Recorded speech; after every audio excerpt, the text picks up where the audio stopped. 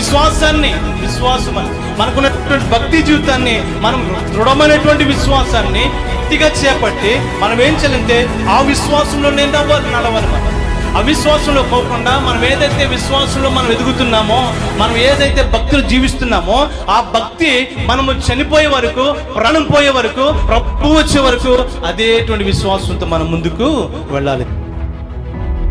బాప్తిస్మం పొందిన ప్రతి ఒక్కరికి దేవుడు ఏమిస్తాడు చెప్పండి? సర్వాంగ కవచం. ఆ కవచాన్ని మనం జాగ్రత్తగా కాపాడుకున్నప్పుడు అపవాదిని తరిమి కొట్టగలము. హల్లెలూయా. ప్రపంచంలో అసలైన శిశులైన హీరో ఉన్నారు, ఆయనే నా ప్రభు అయిన యేసయ్య.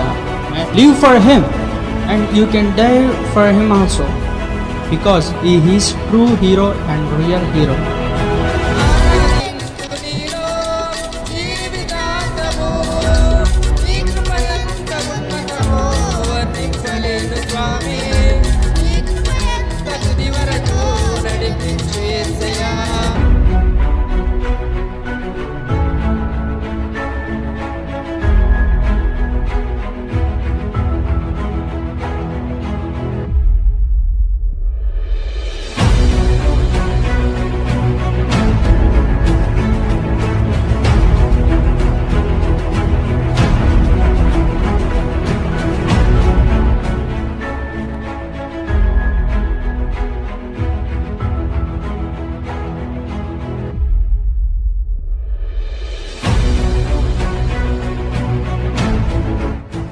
ఈ రోజుల్లో చూసినట్లయితే చాలామంది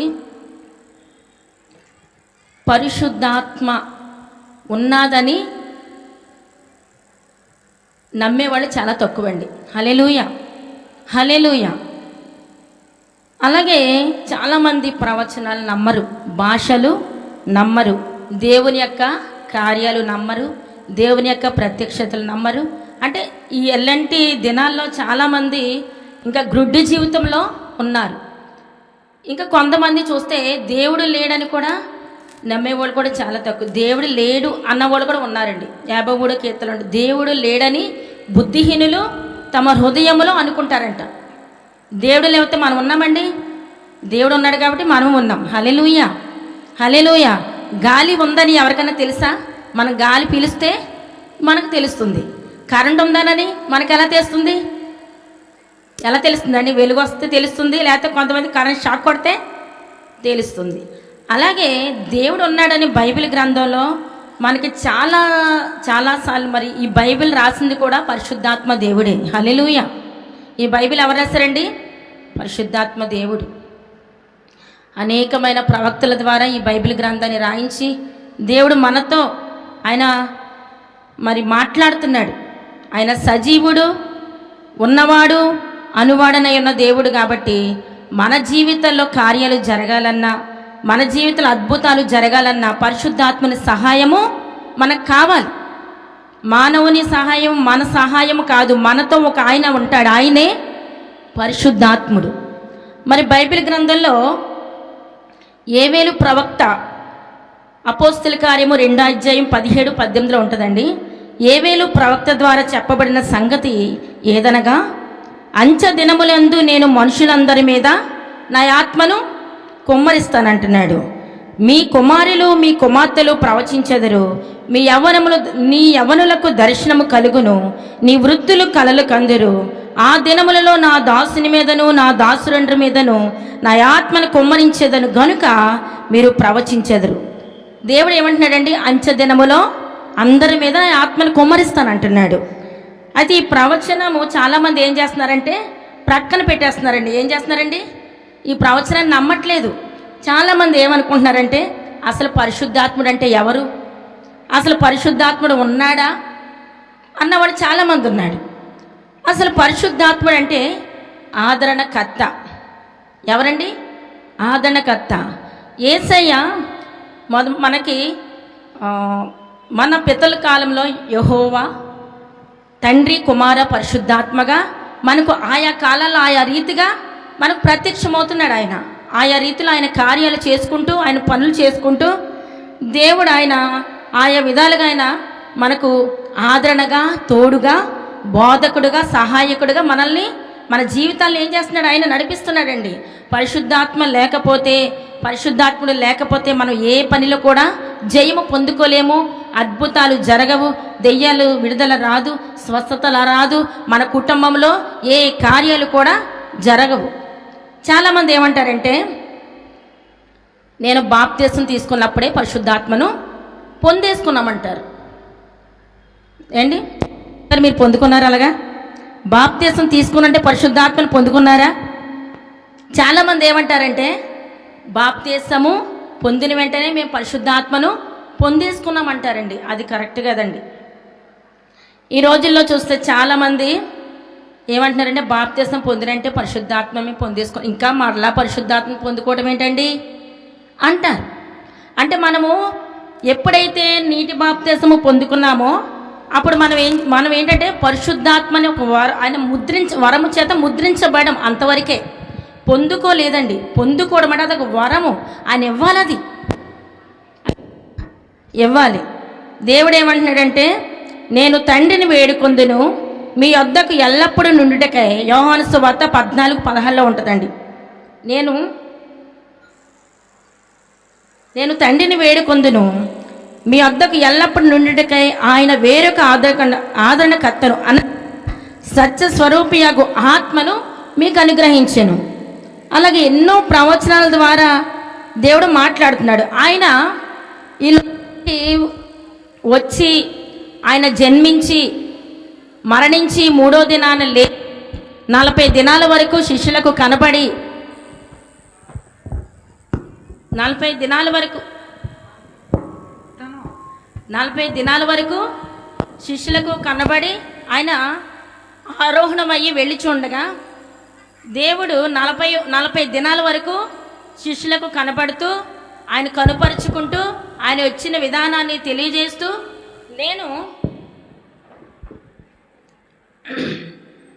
తెలియజేస్తూ నేను మీకు వేరొక ఆదరణకర్తను పంపిస్తానని చెప్పాడు.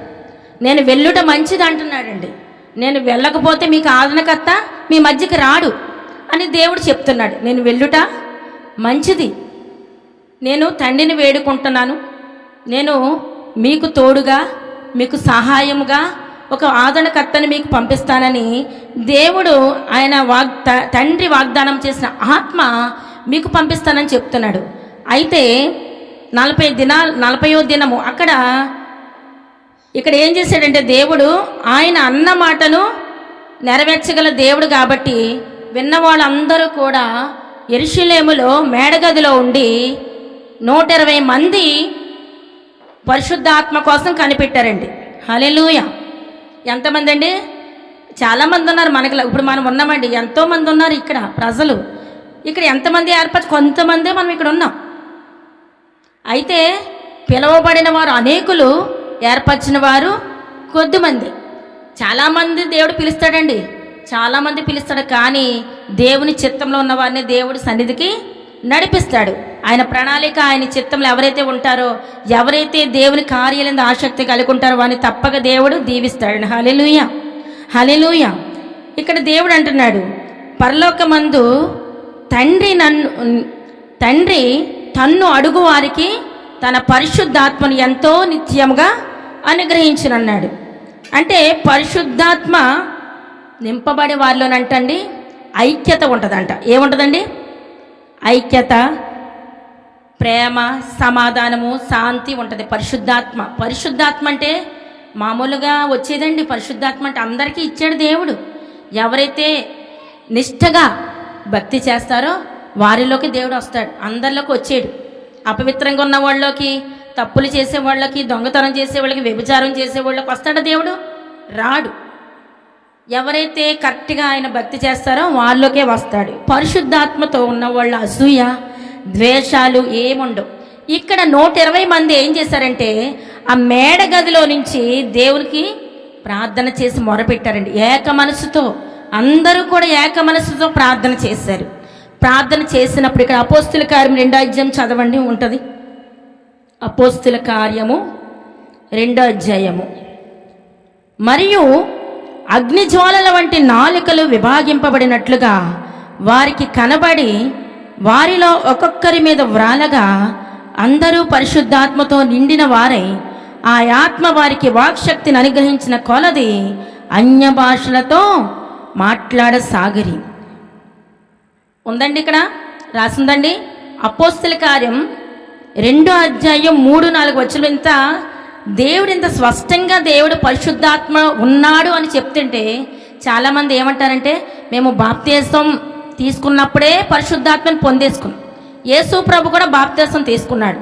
తీసుకొని ఒడ్డుకి చేరిన తర్వాత ఆయన మీదకి ఎవరు వచ్చారండి? పరిశుద్ధాత్మ పావురం వలె దిగి వచ్చింది ఆయన మీదకి. ఆయన పరిశుద్ధాత్మ దేవుని మీదకి దిగి వచ్చింది బాప్తిసం తీసుకున్న వెంటనే. అది పరిశుద్ధంగా ఉన్న వారిలోకే దేవుడు అది అనుగ్రహిస్తాడు. అయితే ఈ రోజుల్లో ఇక్కడ ఈ మేడగదిలో ఉన్నవారు యేసు ప్రభుని కన్న మరియమ్మ కూడా ఉందండి. మరి చాలామంది ఏం చేస్తారో తెలుసా? మరియమ్మను కొలుస్తారు. అది కరెక్ట్ కాదు. మీరు అనుకుంటారు మరియమ్మ యేసు ప్రభుని కన్నది కదండి, ఆవిడ చాలా పవిత్రమైన ఆవిడ కదా. కరెక్టే, కన్నది కరెక్టే. కానీ దేవుడు ఆవిడని ఒక పాత్రగా వాడుకున్నాడు అంతవరకే. అంతేగాని యేసు ప్రభుతో సమానము కాదు.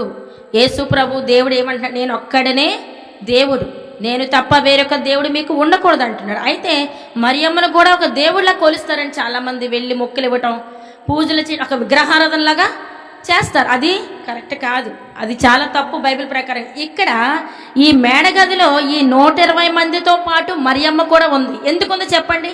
అంటే మరి ఆవిడ పరిశుద్ధరాలా? ఆవిడ కూడా మనకలాగానే మానవ జన్మ ఎత్తింది కాబట్టి ఆవిడ కూడా పరిశుద్ధాత్మ కోసం కనిపెడుతుంది. ఇక్కడ పరిశుద్ధాత్మ కోసం కనిపెడుతుందండి. హల్లెలూయా, హల్లెలూయా. అక్కడ ఈ పరిశుద్ధాత్మ కోసం కనిపెట్టే వారిలో ఎవరున్నారంటే ఇక్కడ చాలా 12 మంది శిష్యులు, దేవుడు పిలుచుకున్న శిష్యులు అందరూ కూడా ఉండి మరి వాళ్ళందరూ కూడా యేసు ప్రభు మరి నాకు తెలియదని పేతురైతే ముమ్మారు బొంకాడు. ఆ పేతురు ఉన్నాడు, చాలామంది కూడా ఉన్నారు. ఒకళ్ళు ఏమి అసూయతో ద్వేషాలతో లేరు, కానీ వాళ్ళందరూ కూడానంట ఏక మనసుతో ఆ యొక్క ఇప్పుడు మనం ఏ విధంగా మందిరంలో కూడుకున్నామో వాళ్ళందరూ కూడా ఒకే మనసు అండి. చాలామంది మందిరాలకు వెళ్తారు కానీ మీదొక మనసు మీదొక మనసు, ఒక్కొక్కరిది ఒక్కొక్క మనసు ఉంటుంది.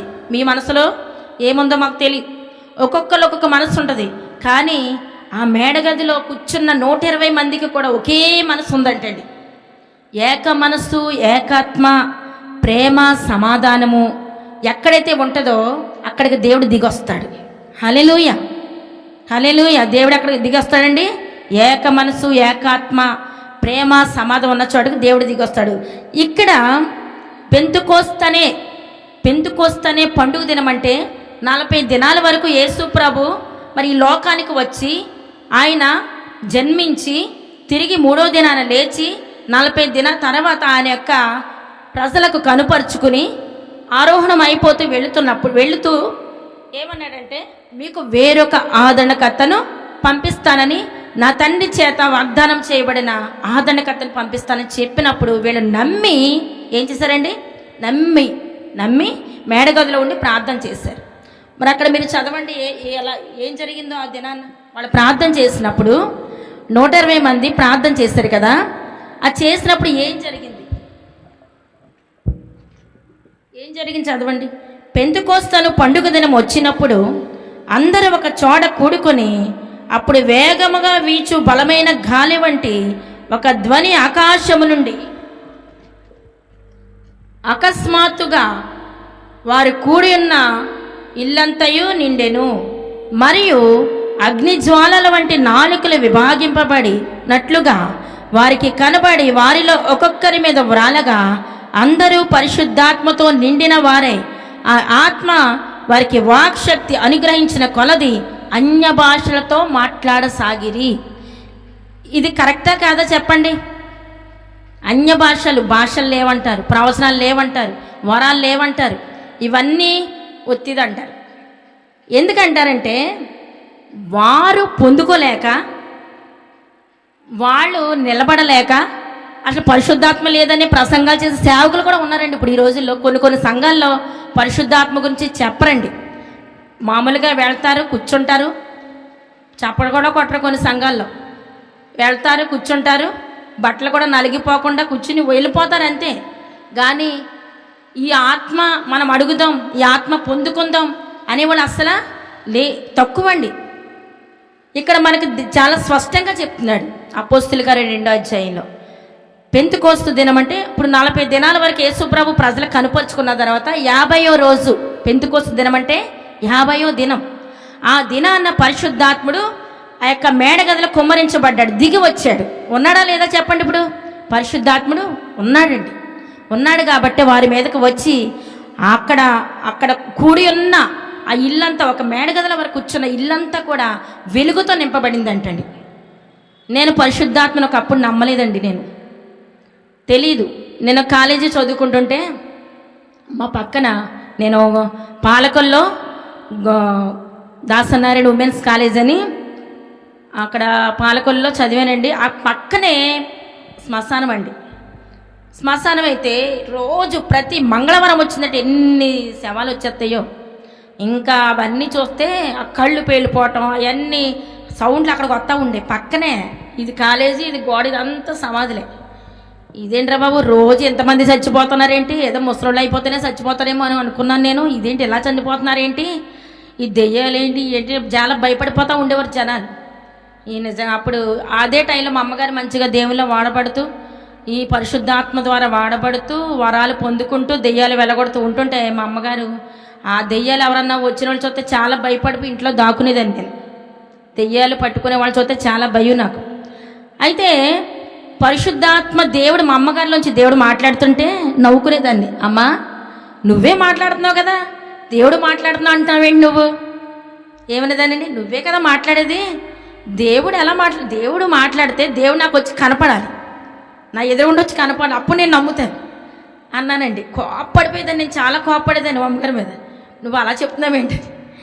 అప్పుడు ఒక పాప, చిన్న పాప 5 రోజులు ఉపవాస కూటాలు పెడితే చిన్న పాపలోంచి దేవుడు మాట్లాడుతుంటే, నేను ఎగ్జామ్స్ ప్రిపేర్ అవుతుంటే ఎవరో తెలియదు ఒక వెలుగులాగా నాకు వచ్చి నువ్వు ప్రార్థనలో కూర్చో అని చెప్పి, ఇలాగా వెలుగులాగా నాకు కనపడింది ఏంటి, నన్ను అసలు మనసంత లేకుండా చేసే ప్రార్థనలోకి వెళ్ళి కూర్చో అని ఒకటే ప్రేరేపణ. వెళ్ళి ప్రార్థనలోకి వెళ్ళి ఎలా కూర్చున్నానో తెలియదండి. మొత్తం నన్ను ఎవరో తీసుకెళ్లారు, నేను ఎలాగెళ్ళానో నాకు తెలియదు. వెళ్ళి కూర్చున్న తర్వాత వీళ్ళందరూ చప్పట్లు కొట్టేసి ఓ కేకలేసి అల్లరు. బాబాయ్ వీళ్ళు ఇంత కేకలు వేసేస్తున్నారేంటి, ఇంత అల్లరి గోలగోలు చేసేస్తున్నారేంటి, వీళ్ళు ఇలా ఏడ్చేస్తున్నారేంటని నవ్వుకునేదాన్ని నేను. ఏం చేసేదానండి, వాళ్ళు చూసి నవ్వుకునేదాన్ని. వీళ్ళు ఇదేంటి పరిశుద్ధాత్మ అంటే ఇదేనా ఏంటి ఇలా చేస్తున్నారు అనుకునేదాన్ని. అయితే ఇంత అమ్మాయి ఆ దేవుడు అమ్మాయి నుంచి మాట్లాడుతున్నాడు. ఆ అమ్మాయికి దెయ్యం పట్టుకుని దెయ్యం ఆత్మ వెళ్ళిపోయి తర్వాత దేవుని ఆత్మ అమ్మాయిలోకి వచ్చింది. అమ్మాయి చిన్న పాప అండి. ఇదంతా నేను చూస్తుంటే ఏంటి ఈ అమ్మాయి కళ్ళు మూసుకుని అందరి గురించి ఇలా చెప్పేస్తుంది, ఇది కరెక్టేనా అని నాలో అనుమానం మొదలైంది.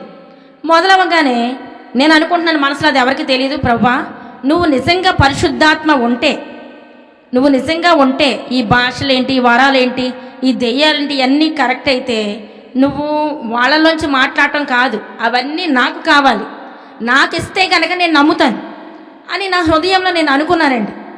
అనుకుని కూర్చోగానే ఆ అమ్మాయి అసలు కళ్ళు తెరవలేదు, కళ్ళు మూసుకునే ఉంది. నా పేరు కూడా అమ్మాయికి తెలీదు. నా కుమార్తె పుష్పలత ఇప్పుడే నా ఆత్మను నీకు ఇవ్వబోతున్నానని మాట్లాడారండి. ఆ అమ్మాయి నుంచి ఇంకా పూర్తిగా మాట రాలేదు. బలమైన ఒక వెలుగు నాలోకి వెళ్ళిపోవటం, ఒక పెద్ద క్యాండిల్ నా హృదయంలోకి వెళ్ళిపోవటం, నాకు అసలు ఎక్కడ ఉన్నానో నాకు తెలియట్లే. ఎక్కడో భూమి మీద ఉన్నట్లేదండి, ఆకాశంలో ఎగిరిపోతున్నట్టు ఉంది నాకు. ఏంటి ఈ శక్తి, అయ్యో బాబు. అప్పుడు ఆ ఆత్మతో ఇదంతా నా హృదయము, ఆ పరిశుద్ధాత్మ మన శరీరము, ఇది కార్యాలంతా గమనిస్తుందండి, తెలుస్తుంది మనకి. అప్పుడు వెంటనే ఏమన్నా తెలుసు, ప్రభువా నువ్వు ఉన్నావు, హల్లెలూయా. ఏమన్నానండి, ప్రభువా నువ్వు ఉన్నావు అన్నానండి. అప్పుడు దాకా ఇవన్నీ ఉత్తిదే అనుకుంటా, ఇవన్నీ ఇలా అనేది అబద్ధాలు అనుకుంటా, ఇలా చేస్తున్నారు, ఇలా డ్రమ్ము కొడితే ఎగిరేస్తున్నారు, ఇవన్నీ ఉత్తిదే అనుకునేది. ఎప్పుడైతే నేను ఆ యొక్క ఆత్మను, ఆ యొక్క శక్తిని నేను అనుభవించానో ఇప్పటికీ కూడా నేను దేవుని వదిలిపెట్టలేదండి, హల్లెలూయా. ఎన్నో సమస్యలు వచ్చినాయి నా జీవితాల్లో, ఎన్నో కష్టాలు వచ్చినాయి. ఎందుకంటే దేవుడు ఎవరైతే పిలుస్తాడో, ఎవరైతే దేవుని ప్రణాళికలో ఉంటారో వాళ్ళకి చాలా సమస్యలు వస్తాయండి. ఎందుకంటే వాళ్ళ దేవుడు వాడుకుంటాడు కాబట్టి సాతాను వారికే పెడుతుంది సమస్యలు. చాలామంది అనుకుంటారు, ఇప్పుడు మన రాంబాబు గారు లాంటి వాళ్ళు, శాంతికుమారి గారు లాంటి అనుకోవచ్చు, ఏంటండి నేను ఇంత ప్రార్థన చేస్తున్నాను, నాకే ఎందుకు ఈ సమస్యలు, మా కుటుంబంలోనే ఇలా జరగాల, మాకే ఈ కార్యాలు. అందరూ కూడా చాలామందికి అలా కార్యం జరిగేస్తుందండి, వాళ్ళకి పిల్లలు ఇచ్చేస్తున్నారు, లేకపోతే వాళ్ళకి పెళ్ళిళ్ళు అయిపోతున్నాయి, వాళ్ళకి అద్భుతాలు జరిగిపోతున్నాయి, వాళ్ళకి ఉద్యోగాలు వచ్చేస్తున్నాయి, మా కుటుంబంలో ఎందుకు జరగట్లేదు, నేను ఎంత భక్తి చేస్తున్నాను కదా మనం అనుకోవచ్చు. అయితే దేవుని ప్రణాళికలో ఉన్న వాళ్ళకి తగిన సమయంలో మనకి ఇస్తాడండి దేవుడు. మనకే పరీక్షలు పరిశోధనలు, లోకంలో అలా అలా తిరిగే వాళ్ళకి రావండి. అయితే మన నిరీక్షణ ఏంటంటే మనకు పరలోకం ఉన్నది. ఏంటండి, మనకు పరలోకం ఉంది. దేవుని భక్తులకే ఈ కష్టాలు. యోబు గారికి రాలేదండి కష్టాలు. ఆయన చాలా నీతిమంతుడు, యథార్థవంతుడు, భూలోకులు అందరికంటే కూడా యథార్థవంతుడు అంటండి. అతనికి మొత్తం ఆస్తి పోయింది, బిడలు పోయారు. మనమైతే ఇంకెందుకు ప్రభా, బిడలు పోయారు, ఆస్తి పోయింది, అన్నీ పోయి, ఇంకా నువ్వెందుకు నాయన, నువ్వు మాకు అక్కర్లేదయ్యా, మేము ఇంకొక దేవుణ్ణి నమ్ముకుంటాం, ఇంకొక దేవుళ్ళలోకి వెళ్ళిపోతాం, మాకు వద్దు నువ్వు అనే ప్రజలు ఈరోజు చాలామంది ఉన్నారండి. అలా యోబు వదిలిపెట్టలేదు, కానీ నమ్మిన దేవుడిని వదిలిపెట్టలేదండి. తనకు ఒళ్ళంతా పుండ్లు వచ్చేసినా కూడా అలా గోక్కుంటూ కూడా దేవుణ్ణి వదిలిపెట్టకుండా ప్రార్థన చేశాడు. భార్య కూడా అన్నది, నువ్వు ఎందుకయ్యా ఇంకను దేవుడా దేవుడా దేవుడా అంటావు, ఇంకా దేవుని వదిలిపెట్టేసి నువ్వు చచ్చిపోవచ్చు కదా, ఇంకా దేవుడు అంటావు ఎందుకు, నీకు ఎంత దేవుడు ఎంత చేసినా కూడా నువ్వు చచ్చిపోయే పరిస్థితికి వచ్చినా కూడా ఇంకా దేవుడా దేవుడు అంటావు ఎందుకు, నువ్వు చనిపో, దేవుని దూషించి చనిపో అంటావు. యోబేను అలా చేశాడా? నువ్వు మూర్ఖురాల్లా మాట్లాడుతున్నట్టు మాట్లాడుకు, నా దేవుడు నేను వదిలిపెట్టాను. మనము కష్టం వచ్చినప్పుడు, మంచుకున్నప్పుడైనా స్తుతించేది, కష్టం వచ్చినా నష్టం వచ్చినా నిందలు వచ్చినా అవమానాలు వచ్చినా కూడా మనం స్తుతించాలి. కష్టాల్లో, సంతోషంలో, నిందల అవమానాల్లో కూడా మనం స్తుతించాలని యోబు భక్తుడు మరి బైబిల్ గ్రంథం ద్వారా మనతో, మరి ఆయన వాక్యంతో మనతో మాట్లాడుతున్నాడు దేవుడు. అలా ఉన్నందుకు యోబుకి 2 అంతల ఆశీర్వాదం వచ్చిందండి. ఎంత వచ్చిందండి? 2 అంతల. భార్య పోయింది, బిడ్డలు పోయారు, భార్య దూషించినప్పటికీ కూడా మరలా అలాంటి అందగత్తెలు అంటే ఎవరికీ పుట్టలేదంటండి.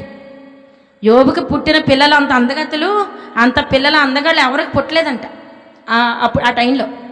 అలాంటి అందమైన బిడ్డలను ఇచ్చాడంట దేవుడు. ఆస్తిపాస్తులు, ఎడ్లు, గొర్రె అన్నీ కూడా 2 అంతలుగా ఆశీర్వదించేశాడు.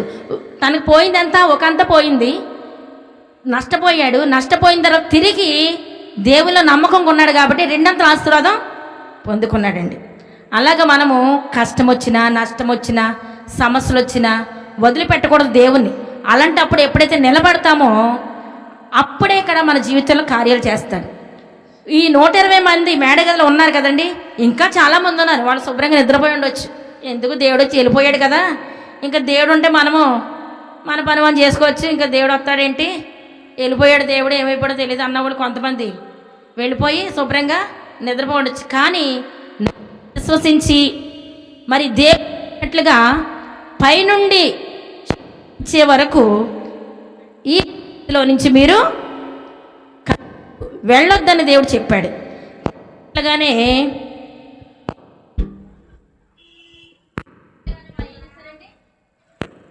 దేవుడు చెప్పిన మాట విన్నారు కాబట్టి ఆ యొక్క పరిశుద్ధాత్మ స్థలం మీదకి, వారి మీదకి దిగి వచ్చిన తర్వాత దేవుని యొక్క శక్తిని వారు అనుభవించారు. పేతురండి చాలా పిరికోడు అనమాట. ఒకప్పుడు యేసుప్రభుని నాకు తెలియదని బొంకాడు, ఇంకెన్నెన్నో చేశాడు. అలాంటి పేతురు దేవుడు పరిశుద్ధాత్మ ఎప్పుడైతే పొందుకున్నాడో 3000 మంది రక్షించాడంటండి. 3000 మందిని. అలాగే ఈ బైబిల్ గ్రంథంలో చాలామంది కూడా దేవుడు ఆత్మతో అభిషేకించాడు. ఆత్మ లేకపోతే, ఈ పరిశుద్ధాత్మ మనం పొందుకోకపోతే ఏ కార్యాలు జరగవు. మనం బాప్తిసం తీసుకున్నామంటే అది మొదటి అనుభవం.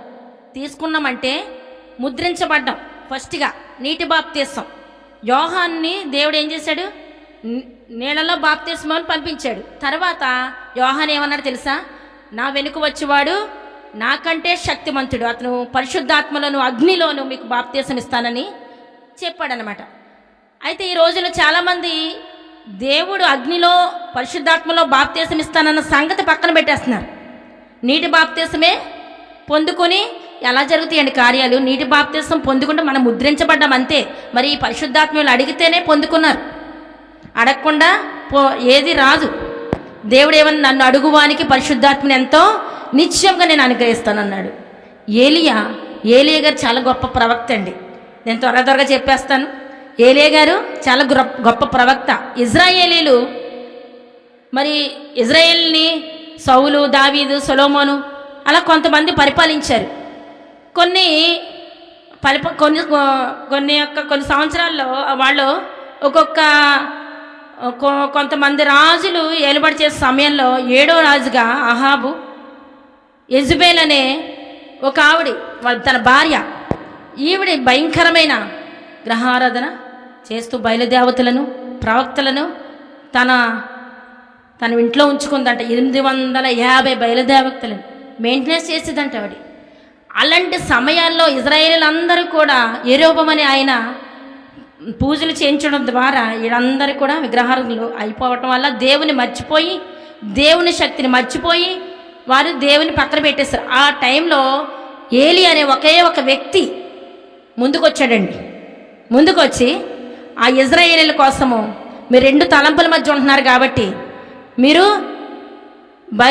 బయలుదేవతల దేవుడా, యేసు ప్రభు మన దేవుడు, ఏ దేవుడో మీరు తేల్చుకోండి అని వారు అడిగినప్పుడు దేవుడిని మరి అక్కడ దేవుని శక్తిని కనుపరచడానికి అక్కడ దేవుడికి ప్రార్థన చేశాడండి. ఏమని ప్రార్థన చేశాడు? ఏ శక్తి గొప్పది. అక్కడ ఏలియా మరి ఆ ఇజ్రాయిల్ కోసం కర్మేలు పర్వతం మీద ఉద్యోగం కోసం ఆ దినాల్లో ఉద్యోగం తగ్గిపోయిందంట, ప్రార్థన లేదు. మరి ఈ దినాల్లో కూడా చాలా మందిరాల ఉద్యోగం తగ్గిపోయింది. ఎందుకంటే ఆ శక్తి లేక దేవుని మర్చిపోయి ఎవరిష్టానుసారంగా వాళ్ళు జీవిస్తున్నారు కాబట్టి ఉద్యోగం సంఘాల్లో ఉండలేదు. దేవుని ఆత్మ ఎక్కడ ఉంటుందో అక్కడ ఉద్యోగం ఉంటుందండి.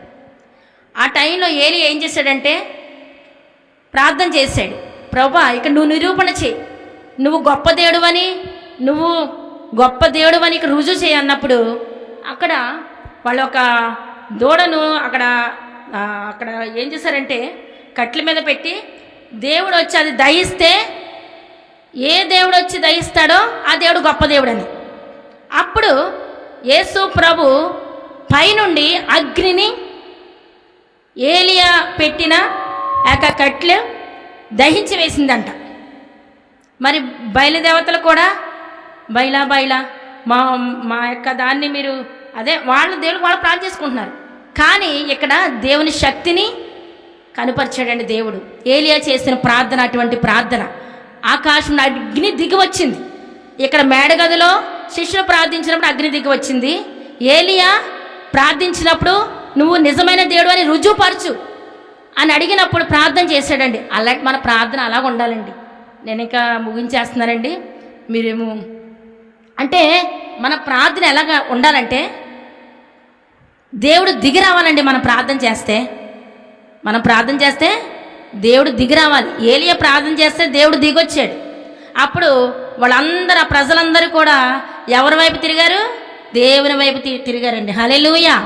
ఈ రోజుల్లో అటువంటి రోజుల్లో మనం ఉన్నాం. చాలామంది కూడా వారి ఇష్టానుసారంగా జీవిస్తున్నారు. అయితే మనము మన దేవుణ్ణి రుజువుపరచాలంటే మనము ఏలియాలాగా ప్రార్థన చేయాలి. అప్పుడు వాళ్ళు కూడా మన వైపుకి మారుతారండి. అంతేగాని మారు అంటే వారు మారరు. ఏలియా గారు ఆసక్తితో ప్రార్థన చేశాడు కర్మేలు పర్వతం మీద ఉద్యోగం కోసం. ఇజ్రాయేల్ ఒకప్పుడు మంచిగానే ఉండేవారు, దేవుని స్తుతించేవారు. కొన్ని దినాలు అయిపోయిన తర్వాత వారు విగ్రహారాధన మొదలుపెట్టారు.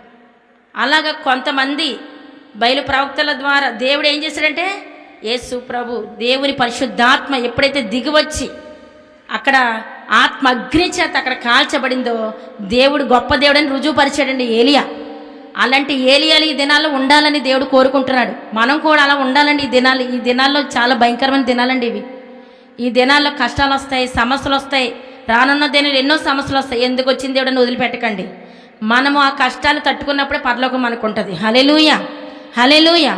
దేవుడి మాటలు దీవించిన గాక. ఆమేన్. ప్రార్థన చేసుకుందాం.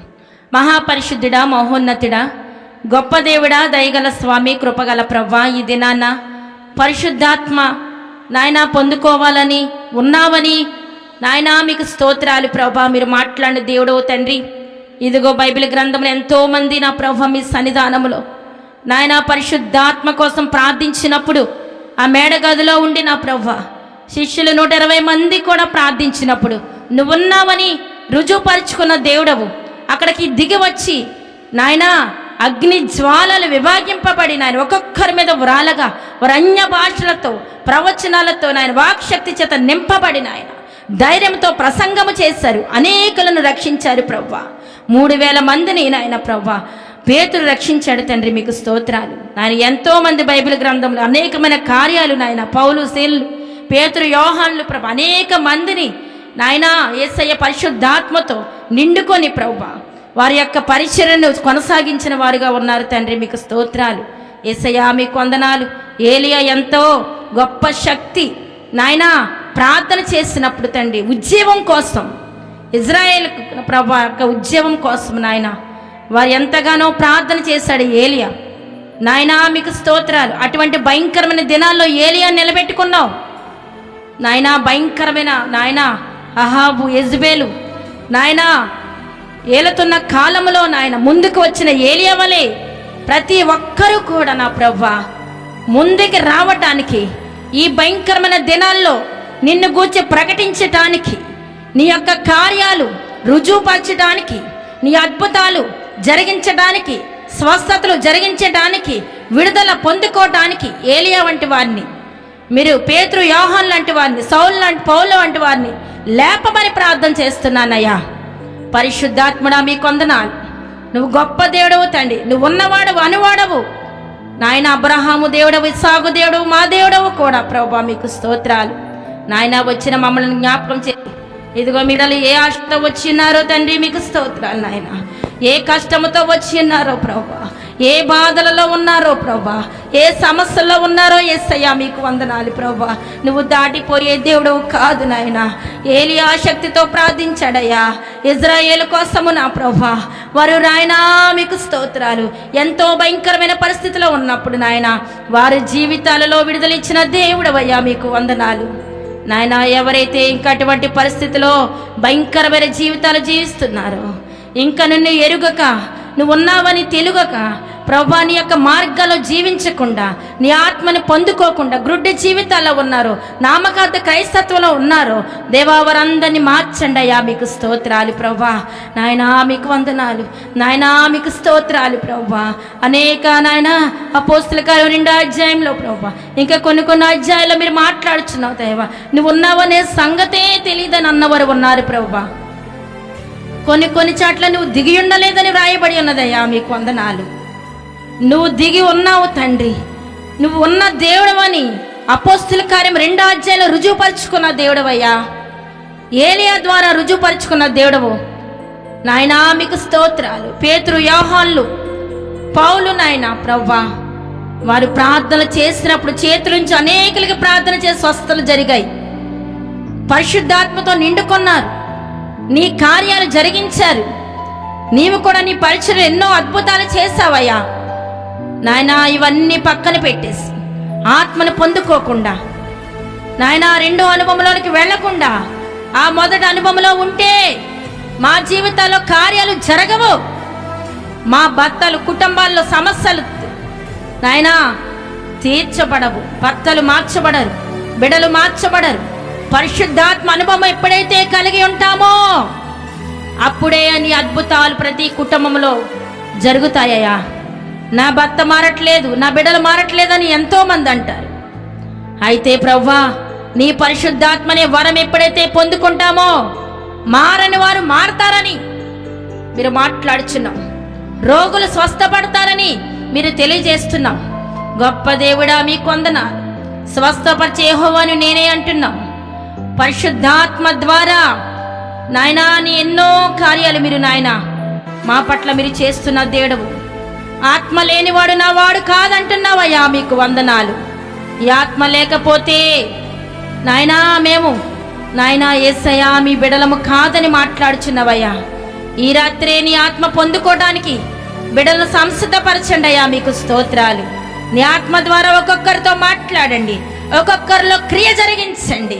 ఆనాడు మేడగదిలో కుమ్మరించిన పరిశుద్ధాత్మ నీ బిడల మీదకి కుమ్మరించండి.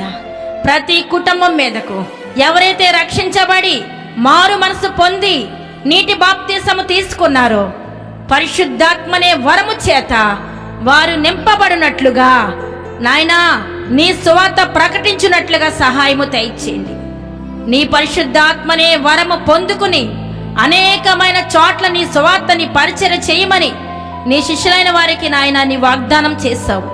నీ వాగ్దానాన్ని నమ్మి వారు మేడగదిలోంచి ప్రార్థన చేసి అనేక స్థలాలలో నిన్ను ప్రకటించటానికి నాయనా నిన్ను మహిమపరచటానికి భూమిని తలక్రిందులు చేయవారి వలె వారిని తయారు చేసిన గొప్ప దేవుడవు. విద్య లేని పామరులు, చదువుకోలేని వారు, చేపలు పట్టే జాలరులు, అటువంటి వారిని మీరు వాడుకున్న దేవుడవు. ఎప్పుడైతే పరిశుద్ధాత్మ నాయన నీ ఆత్మ వారిలోకి వచ్చిందో ధైర్యముతో నిన్ను ప్రకటించారు, ధైర్యముతో సువార్త చేశారు. ధైర్యముతో ప్రభా మీకు స్తోత్రాలు ప్రభా. నాయన నీ యొక్క సాక్షులుగా వారు జీవించారయ్యా, మీకు వందనాలు. ఈ దినాన మేము ఆ విధంగా ఉండాలయ్యా. ఈ విధంగా బిడ్డలందరూ ఆ విధంగా ఉండాలి. అలాంటి బిడ్డలను మీరు ఏర్పాటు చేసుకోమని ప్రార్థన చేస్తున్నాను దేవా. ఈ దినాన్న ప్రభా ఎవరైతే ఇంకా పరిశుద్ధాత్మను నమ్మటం లేదో వారి జీవితాలలో నీ క్రియ జరిగించండి అయ్యా.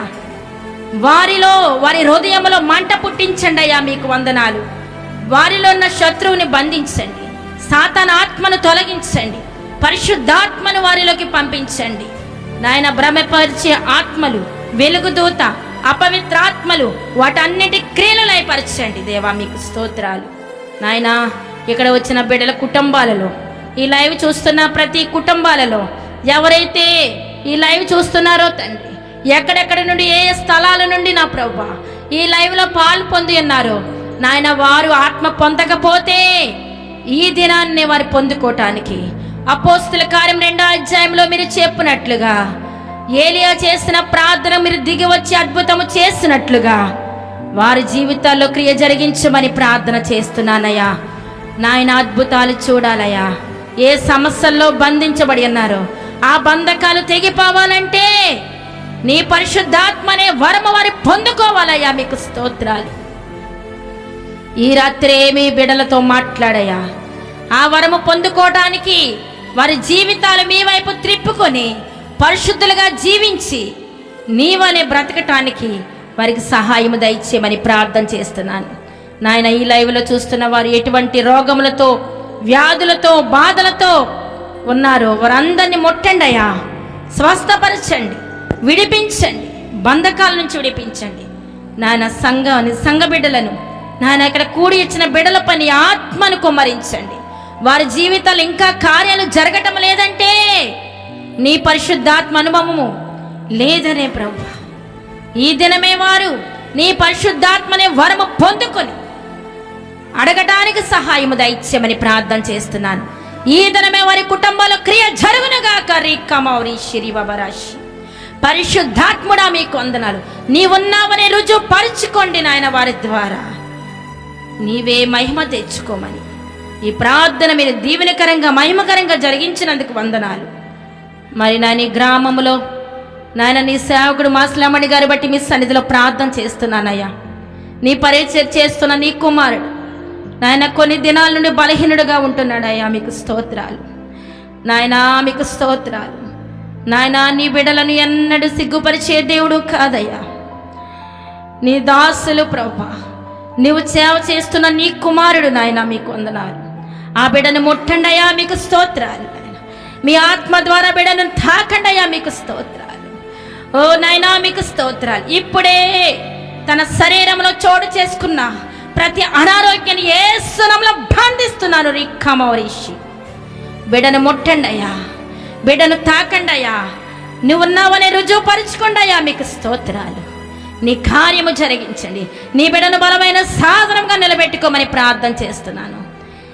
ఎందరైతే నాయనా నీ ఆత్మను పొందుకొని నీ వైపు నడిపించబడతారో వారందరి పట్ల నువ్వు కార్యము చేయగల దేవుడు అయ్యా, మీకు స్తోత్రాలు.